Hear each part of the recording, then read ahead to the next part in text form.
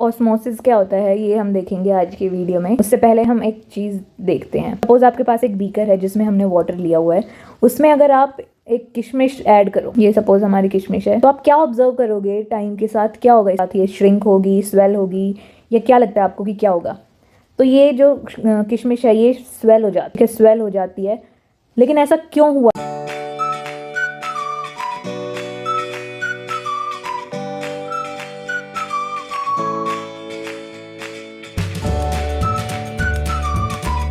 देखो, जो ये किशमिश की पहले तो आउटर मेम्ब्रेन है, आउटर मेम्ब्रेन इसकी सेमी परमिएबल मेम्ब्रेन है। सेमी परमिएबल मेम्ब्रेन यानी कि एक ऐसी मेम्ब्रेन जिसमें छोटे छोटे गैप है, होल्स हैं, या फिर कोई मतलब एक ऐसा तरीका है जिसके थ्रू सॉल्वेंट मॉलिक्यूल पास हो सकता है, लेकिन सिर्फ सॉल्वेंट मॉलिक्यूल्स पास हो पाएंगे यहाँ से, ठीक है। उसको हम सेमी परमिएबल मेम्ब्रेन बोलते हैं। तो सेमी परमिएबल मेम्ब्रेन है तो क्या हुआ, जो रेजिन है इसके अंदर हाई कंसंट्रेशन है ऑफ सॉल्यूशन, और जो बाहर जो हमारा सॉल्वेंट है जहाँ पे पानी पानी प्रेजेंट है, यहाँ पर है लो कंसंट्रेशन ऑफ सॉल्यूशन, ठीक है। इसकी वजह से क्या हो रहा है कि कंसंट्रेशन ग्रेडियंट यहाँ पर फॉर्म हो रहा है। कंसंट्रेशन ग्रेडियंट यानी कि डिफरेंस इन कंसंट्रेशन जनरेट हो रहा है ना। एक जगह ज़्यादा कंसंट्रेशन है, एक जगह कम कंसंट्रेशन है। इसकी वजह से मूवमेंट होगा वाटर का from outside to inside resin, ठीक है। अब रेजिन के अंदर पानी जा रहा है तो उसकी वजह से जो हमारी रेजिन होती है वो स्वेल हो जाती है जब हम उसको भिगो के रखते हैं। आई होप आपको ये समझ आया होगा। और इसी प्रोसेस को हम बोलते हैं ऑस्मोसिस, ठीक है। ऑस्मोसिस बेसिकली क्या हुआ, इसकी अगर आप डेफिनेशन देखो तो इसकी डेफिनेशन होती है the flow of solvent from low concentration of solution to high concentration of solution.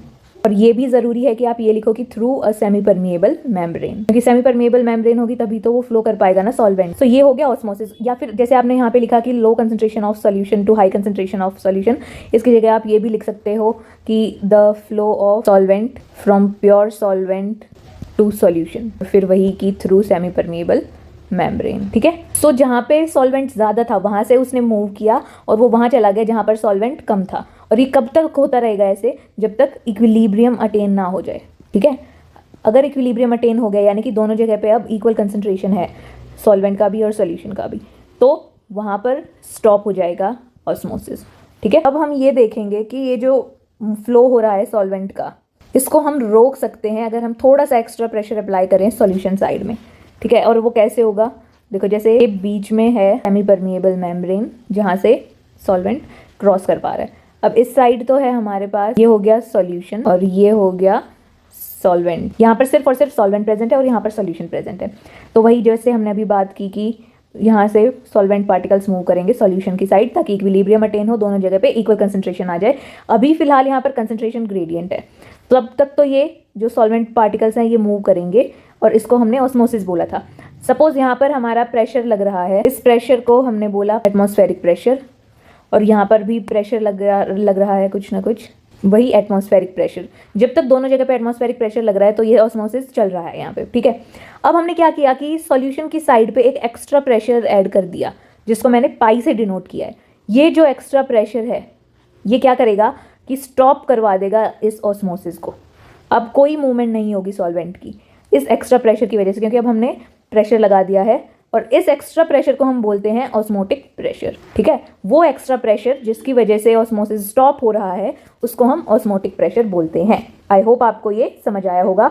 अगर आप इसकी डेफिनेशन लिखना चाहो तो वो आप लिख सकते हो the pressure that just stops the flow, किसका फ्लो? ऑफ सॉल्वेंट, उसको हमने बोला है ऑस्मोटिक प्रेशर। तो ये हो गया ऑस्मोटिक प्रेशर। और एक चीज़ क्या है यहाँ पर, एक और इम्पॉर्टेंट चीज़ है कि जो ऑस्मोटिक प्रेशर होता है ये एक कॉलिगेटिव प्रॉपर्टी है। कॉलिगेटिव प्रॉपर्टी अब तक तो आप सबको पता चल ही गया होगा, यानी कि ये सिर्फ और सिर्फ डिपेंड करती है on the number of solute particles, और नेचर ऑफ सॉल्यूट पार्टिकल्स पे ये डिपेंड नहीं करेगा, ठीक है। सो ऑस्मोटिक प्रेशर एक और हमारे पास कॉलिगेटिव प्रॉपर्टी आ गई है। अब ये देखा गया है कि डाइल्यूट सॉल्यूशंस के लिए, और डाइल्यूट सॉल्यूशंस जैसे आपने ये देखा था कि जो एलिवेशन इन बॉइलिंग पॉइंट है या डिप्रेशन इन फ्रीजिंग पॉइंट है, डाइल्यूट सॉल्यूशंस के लिए डायरेक्टली प्रोपोर्शनल है टू द मोलैलिटी, है ना। यहाँ पर क्या होता है कि जो ऑस्मोटिक प्रेशर है वो डायरेक्टली प्रोपोर्शनल है to molarity of the solution at particular temperature. तो ये हमारे पास इक्वेशन आती है फॉर ऑस्मोटिक प्रेशर। पाई हो गया हमारा ऑस्मोटिक प्रेशर, सी है हमारे पास मोलैरिटी, ठीक है। यहाँ पर पाई तो हो गया ऑस्मोटिक प्रेशर, सी हो गया कंसंट्रेशन ऑफ सोल्यूशन, या फिर आप जो कंसंट्रेशन होती है सोल्यूशन की उसको हम मोलैरिटी से ही तो रिप्रेजेंट करते हैं ना, सो कंसंट्रेशन या मोलैरिटी ऑफ सोल्यूशन बोल सकते हो। आर हो गया गैस कांस्टेंट और टी हो गया टेम्परेचर। सो टी टेम्परेचर पे जो ऑस्मोटिक प्रेशर होगा वो डायरेक्टली प्रोपोर्शनल होगा to the molarity of the solution, या फिर कंसंट्रेशन ऑफ द सॉल्यूशन भी बोल सकते हो आप। ठीक है, ये फर्स्ट इक्वेशन आ गई हमारे पास। अब आपको पता है कि हम मोलैरिटी कैसे फाइंड करते हैं। मोलैरिटी का फॉर्मूला क्या होता है, number of moles of solute ले रहे हैं तो 2 से रिप्रेजेंट किया है मैंने, divided by volume of solution in litres, है ना, और ये आर टी का आर टी आ जाएगा। सो ये भी एक फॉर्मूला आ गया। ये सेकंड इक्वेशन आ गई। ये कैसे आई, क्योंकि कंसंट्रेशन या फिर मोलैरिटी को आप ऐसे ही तो लिखते हो ना, number of moles of solute divided by volume of solution in litres. N2 हो गया number of moles of solute, V हो गया वॉल्यूम ऑफ सोल्यूशन। ये सेकंड इक्वेशन आ गई अब हमारे पास। अब इसमें भी हम और चेंजेस कर सकते हैं, जैसे कि मोल्स को हम कैसे फाइंड करते हैं, वही weight by molar mass. So W2 by M2 हो गया N2 की जगह पे, और बाकी चीज़ें सेम रहेंगी। तो ये हमारी थर्ड इक्वेशन आ गई। ये कैसे लाए हैं हम, weight of solute divided by molar mass of solute. So W2 तो हो गया कितने ग्राम्स है हमारे पास सोल्यूट के, और M2 हो गया मोलर मास ऑफ सोल्यूट। सो ये फॉर्मूला आ गया। और अब यहाँ से अगर आपको कोई बोल दे कि मोलर मास फाइंड करना है, M2 फाइंड करना है, तो आप इनकी पोजीशन इंटरचेंज करके और यहाँ से इस फॉर्मूले को कन्वर्ट कर सकते हो रीअरेंज करके, तो वो फॉर्मूला आ जाएगा हमारे पास W2 RT divided by pi P, है ना। ये एक और फॉर्मूला आ गया हमारे पास to find the molar mass of solute. पहले भी हमने देखे थे जो एलिवेशन इन बॉइलिंग पॉइंट था, वहाँ से भी आप मोलर मास फाइंड कर सकते थे, डिप्रेशन इन फ्रीजिंग पॉइंट से भी आप फाइंड कर सकते थे। ऑस्मोटिक प्रेशर मेथड होता है, उसका एक एडवांटेज होता है कि यहाँ पर जो हम प्रेशर मेजर कर रहे हैं वो रूम टेम्परेचर के अराउंड मेजर कर रहे हैं ना, और मोलैरिटी ले रहे हैं इंस्टेड ऑफ मोलैलिटी।